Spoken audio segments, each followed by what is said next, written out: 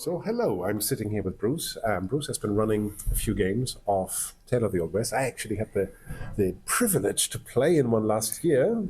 Was it For the Kind or something? No, For the Kind's a new one this year. Last year was Patience was a Virtue. Yes, Patience, because we had to find Patience. No spoilers there, so far, I hope. And yeah, I wanted to talk to you about what is it actually like to run this game. You've been on the journey for a while. You've been running it through different iterations.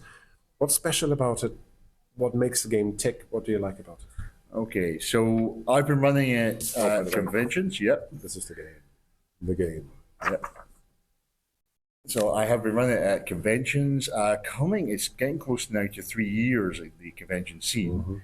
I've been running Patience as a Virtue, is the adventure that was written by Dave Cermak. It was going to be the initial quick draw, but they've changed plans for that one. And this year, I've decided to personally write my own adventures because we have access to just more than what you get in the quick draw when you download it. You've also been seeing what the additional rules, how the towns are going to expand, and as well as character backgrounds, reputation, how that will work, and how you can build your own character up and build this town that these characters are associated with. So is that the special element of that game where you say it's at the core of it to build your community, build your town? If you're doing a campaign side of it, it certainly does feel. And as they've mentioned, one of the influences is the TV series Deadwood, which certainly builds up. We see through that TV series, the characters aren't the most pleasant people you'll ever meet. However, we do see this growth of a community and the town being set up. And as they are dealing with external changes in the US at the time, because one of the things I certainly learned from reading after the show and by reading back in the game, it wasn't declared as official town, given its territory was based near the Black Hills at that point, because it was just set up mining towns for the boom and the bust for the gold, and then it tries to survive going forward. So it's always been a disputed. I think it's even been going on right into the 20th century as well as being an area, but it's certainly been fascinating from that side. So yeah, so going back to the game, Patience with Virtue, it's certainly been interesting for me because I've played Western games. First one I encountered was Deadlands. Yeah, I think everybody's come very back. popular. And I'm talking about the original one: poker chips, cards, dice, and we were playing the shoots. I had a very good GM who ran that. We had great fun from it, and it's been great fun to play. And then I started picking up a few things because what I was more interested was less of what we call the weird, the horror, the spider magic, into it. And I was coming a bit more interested about the West itself as a historical view. How have we seen this great expansion of this land? Because we've seen a lot of, certainly from films, and my dad was certainly a big Western fan, and that was an influence as well. He's enjoyed his John Wayne's probably more than his Clint Eastwood, and there's a few others as well. Andy Scott was another one certainly around the time, and James Stewart played a few cowboys. That was certainly a big influence at the time. I watched them when you were young. There was a time when they used to show about 6 o'clock. They would show a film, and if it was a Western, it was on the TV for us. We would sit and watch it. And those images, especially the Hollywood style, still have a lasting effect. And that has been a great side for it. And what's brought me back to it is I haven't been doing it for a while, but then when I joined the Patreon group of Effect, there was mostly for Alien, where we probably all joined back in the early days. Forbidden Lands for me. Yeah, or Coriolis was the other one, and then they were talking about, oh, we'll be doing this game, and I was at the highest level that I had access, and it was about, like I said, 3 years ago. I was starting to do conventions again, and I thought, well, I want to run games, but I want to run something that people haven't played. I don't want to run more fancy, more sci-fi. They're all there. I want to at least give people a choice. So that first time I ran the Table Scotland, I've offered it up, Patience of Virtue, and then I'd had a little panic attack because you're like, would anybody be interested in playing a historical setting game? Because we know the popularity between everything else. Every time when history is applied, even back to Roman times, medieval, there's always a weird element to it. Yes. There is, we don't get a proper Rome game, we get Romans versus Cthulhu. Yeah, co-host Cthulhu, for example. Yeah, or we get, like we've already described with the West, it's got to be weird, or steampunk, or into that side. Or you're doing something investigation and horror, and you're trying to work it out, and that's where versing comes in. You're in the 19th century, but you're more dealing with the Fae and magical threat with the versing. In its collision with industrial expansion. Versus the industrial expansion. So, and I find a lot of people are more focused on the magic in the games or the weird setting than the historical. So how did it get picked up? Did they like it? The first time I ran it, and I was surprised because I got a very diverse group. Two women in the group and two men. And I thought, normally I respect, I will say I thought it would be favoured to a male perspective, and everybody enjoyed that adventure. They went through it, and went through the adventure, they went through at that point, and it felt really a good conclusion. Because I always ask for feedback how players went on to it. Now we have talked, you mentioned rules now and setting. Where do you think the real advantages or the real enjoyment in the game? I find some bits of the rules, especially, I'm going to take yesterday's feedback. Some people do feel the rules kind of slow down a little bit around combat if the GM's not fully into it. And I think that's because the way Matt Dave are trying to get through is how gunfights are done. It's not a Hollywood style, but the challenge you've got is people have probably more seen like the Clint Eastwoods. And doing the young guns with the fast draw and everybody shooting out, having gunfights in the town, which led me to something, going back to the setting, it's this historical period when I was starting to read, and I was actually doing a lot more historical research, going on to Library of Congress and reading old newspapers of the time, and looking at maps and seeing the maps change over time as territories were changing, and reading a lot of the fiction stories. Especially I went to my local library, and I remember back when I was very young, there was always this big section of Westerns, felt easy enough to read. So when I went back to the library, when I was doing a board game group there, I noticed they have a very smaller section because reading habits have changed. Oh yeah. Because you'll see more, the comics and the graphic novels have completely outweighed compared to the old pulp westerns, but the pulp westerns are refusing to die and still stand there on the shelf. So I picked up a couple of books there and I read them. They're easy reads, they are kind of what you expect. But even when the authors are writing about them, they are describing things in a way, especially one of my favorite authors, Elmore Leonard, who wrote, probably I think is one of my preferred influence for the Western, Ombre. He describes quite well how attitudes and behaviours, body language from it. So when you're hovering your hand over the gun, you're instigating a threat situation. So sometimes when players do that, I'll go, well, okay, because you're playing the Cowboys, you know the period. This is character knowledge. You know if you start doing that, you are putting the presence that you're starting to give a message out in this way. So some people think, well, I'm looking for trouble, but I've got my hand over a gun and I make it sound like I'm looking for trouble. Well, most cases when that starts happening, that usually does lead to a gunfight. Escalate. So, so I do explain to them. So I'll explain to that, allow you to retcon that, just because that is something for the character knowledge. If they're still wanting to assist, I let them, because the whole point is having fun and enjoying the game. Yeah, absolutely. But they go, oh, I didn't know that, and they'll go away. And that's been another bit of feedback when I've been playing, that they start realizing, as long as the GM has learned a little bit and is willing to go through from it, and it's not difficult. There's a really good Elmore Leonard story that LeVar Burton reads out. So you can listen out for that. And it's got a great description, body language. And it's just a simple story about a discharged soldier. He's left honourably. He goes out at the night and he encounters a camp, and a situation breaks out. And he gets involved, and he's just trying to look after himself and keep surviving from it. Have you watched The Revenant? I haven't seen that one for a while, but I have seen it a long time ago. Because just saying a one person trying to survive by themselves and so on, that is quite a story. And I listened, actually, one of the very few Western stories I had an audiobook on was True Grit. You know that one?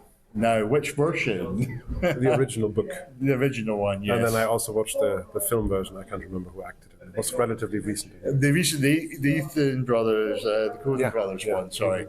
Yeah, the Coen brothers did the remake, which actually was actually very good for a remake. And yeah, it's like this. We're talking about from that side. There is a lot of influences from the films into that. Could you play this game as a, I don't know, Blazing Saddles or something like that style? Or Young Guns? I feel people will want to play it.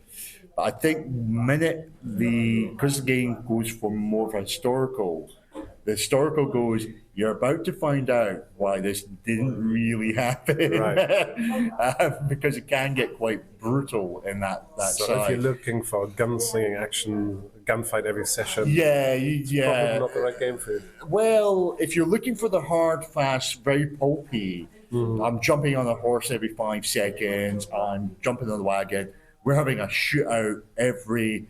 it's been an hour before we had our last gunfight. I knew we better quick. It won't have that feel. And actually, the thing is, when I've been reading more about the background, and this is actually because Westerns are getting influence in the game worldwide, we've seen Dead Man's Hand on the tabletop miniature side coming out. And that's getting a resurgence. I think Great Escape Games are at the UK Games Expo, and they've got those stall full of all their Dead Man's Hand stuff, and a few other Westerns. Some people, especially when you look at history, wargamers are quite handy for that side. That's a skirmish game, isn't it? Yes, it's a skirmish game. You've got a little band of your cowboys, and you set up your town, and you have basically the most well-known gunfight in Western history, the gunfight at the OK Corral. Yeah, Wire up. So we're back to Tombstone, which is another influence for that. So we better mention Tombstone again. And it is one of the most famous gunfights ever well known. And people do like that. They just want to play. They want to do that story and that side. And that's been great for me. But since we'll just touch on history and gaming, now I don't have a full definition, but one of the stories going back to the 1960s, because Westerns were big on the TV, they were also filmed. The Miniature Little Wargaming group, before the old D&D came out, they had cowboy miniatures, and they wrote, some group in Bristol wrote war games. Effectively, they were doing the role play, but it will be heavy stat based of their Western games, telling the stories and doing the Westerns while they're playing. So it's one of the early role-playing games, again, with wargaming, evolving from the wargaming side. So again, we're seeing this connection. Westerns have a big influence, and we know it's influenced our science fiction. Look at Firefly, look at... And even go back to Star Wars with Boba Fett as well. There's pretty much the bounty hunter with no name, or his poncho, was one of the early concepts from that. So Westerns are, no matter how hard you want to not like them, maybe not, but they are influencing our culture. All right, just swinging across to the mechanics for a little while. Yes. It's a modified year zero. In the latest iteration, I don't know when they actually brought this trouble table in, for example, and the trouble dice limited to 5, but that's basically currently as it stands for the quick draw, which you can download for free. How does that work at the table?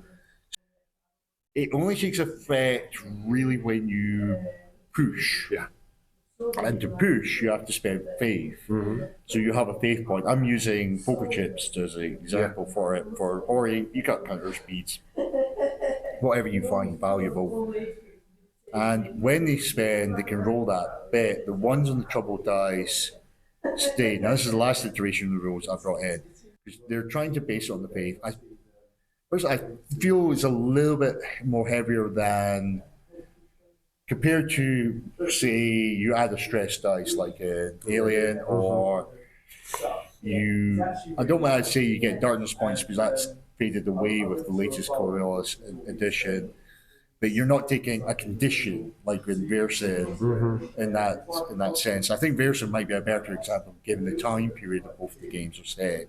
So when you want to push a roll, you spend a faith point, you re-roll any ones that happen on the first or the second roll, basically. Any ones in the roll. Any ones are inactive in there, and there's a chart, depending whether it's physical or mental, social. You roll based on how many ones you've got. You can buy off trouble using faith, though it is costing you faith points into it, and that's trying to cover. How do you get faith back? You can certainly do time reenacting a scene, a relaxing scene, engaging with it. Now, faith doesn't mean, like in Coriolis, a separated icons. Faith is, as described, as your belief, your dreams. You're bringing that through. So you're bringing in. You might very well be praying, and that could be a thing format. You pray to God, or you can sit and believe into the Lord, or you can simply do one of the most simple things. You just brush your horse and keep it clean. That was certainly an example. Bit of bonding. With your favorite horse. Yeah. Okay, so you can rebuild that, but just going back to the basic, not just pushing, but just the basic day-to-day rolling. Yeah. How do the mechanics work out at the table? Do people find it good? Do they find it clunky? I think you've got the same side with most user-oriented games, the way people, because I'm also comparing it to, especially as with Alien, that I ran recently, and that's the same side you've got with the D6 dice pool. That is still there. If you get the successes, additional successes, will help give you more bonuses or allow you to do extra things. And depending on the situation, you're still with a group. Basic mechanics of group roles are still there. So you've got that side to bring it into it. Again, if you don't have a number against the skill, you can still roll based on the attribute. So one of the things that can happen in U0 games is that you actually feel a bit incompetent because you've got so many dice, you roll them, you don't get a single six. So I agree with that chat. That's still there if you take it as written.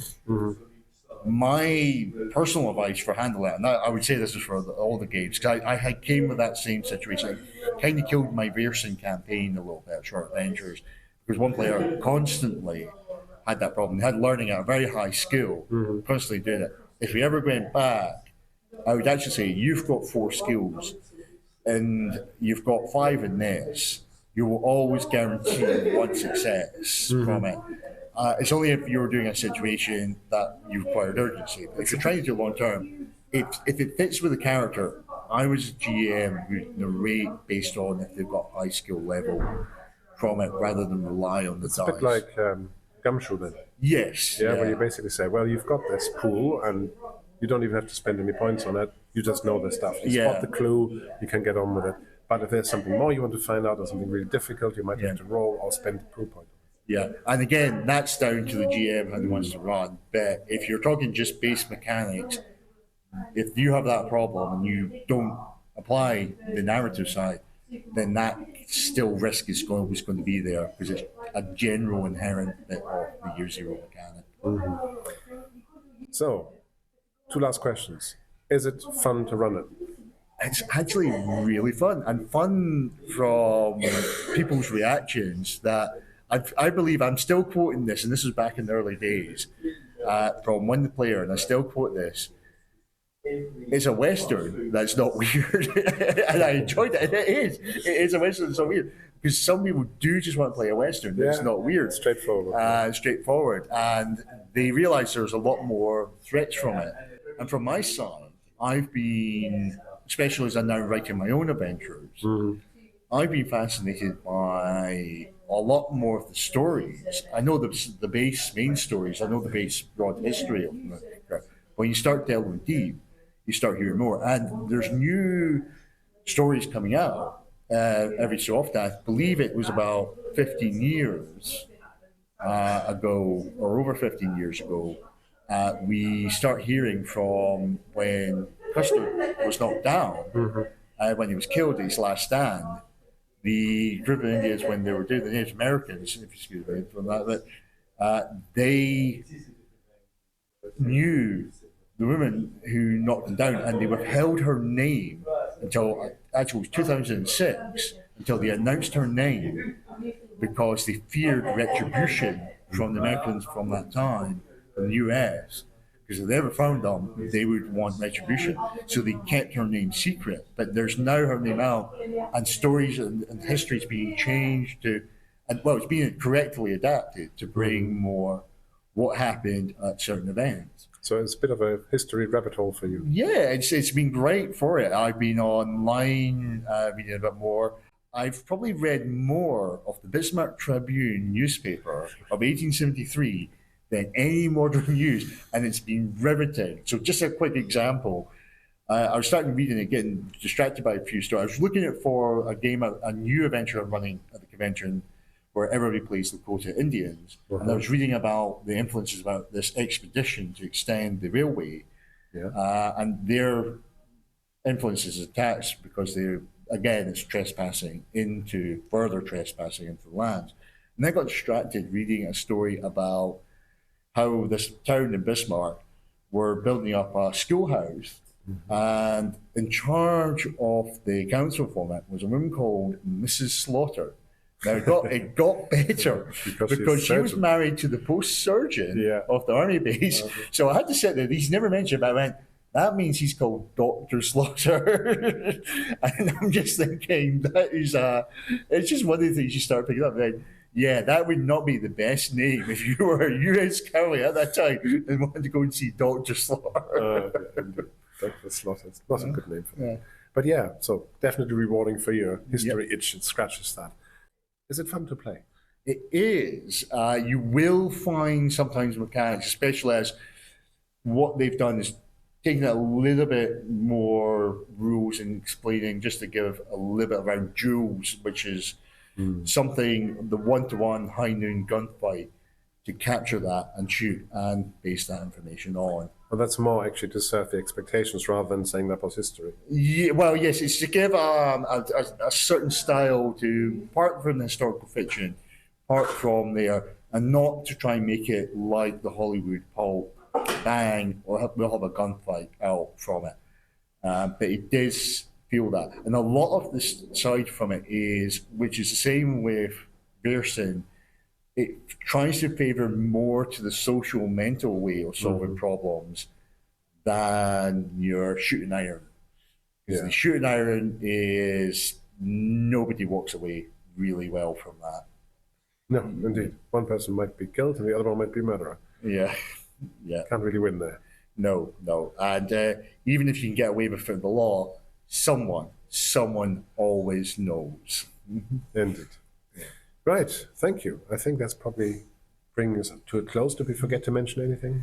I believe not. I just feel that I'm hoping to see a lot more from this game, and I'm hoping that more people are interested in playing a historical setting focus than it's not trying to be authentic, because we are creating some fiction towns, but more a feeling that there's a lot more going on in the world without the weird. It's a bit authenticity of effect, rather. It needs to feel right. It doesn't have to be accurate and so on, but it needs to convey that feeling of saying the drama is not in chasing zombies or mad scientists. No. The drama is in how you actually deal with each other.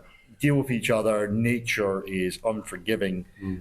There's certainly, as well, there's a lot of good old oil painting artworks. And one of the ones I've used to copy the book is a picture of a hunter. He's got his 2 horses. He's been out in the kills, dragged up, and he's near a dangerous cliff edge. And at the last horse, because he's been out hunting, killing elk, a bear is attacking the last horse. And because they're all chained up, you can see and sense the threat that these are all going to fall down. If he doesn't do something very hard and fast, he's going to be in a situation. And that is how vicious nature can be in this game. Okay, well, thank you very much. Really appreciate the time. And I hope that all came across nicely, because I didn't check it yet. So, see you soon.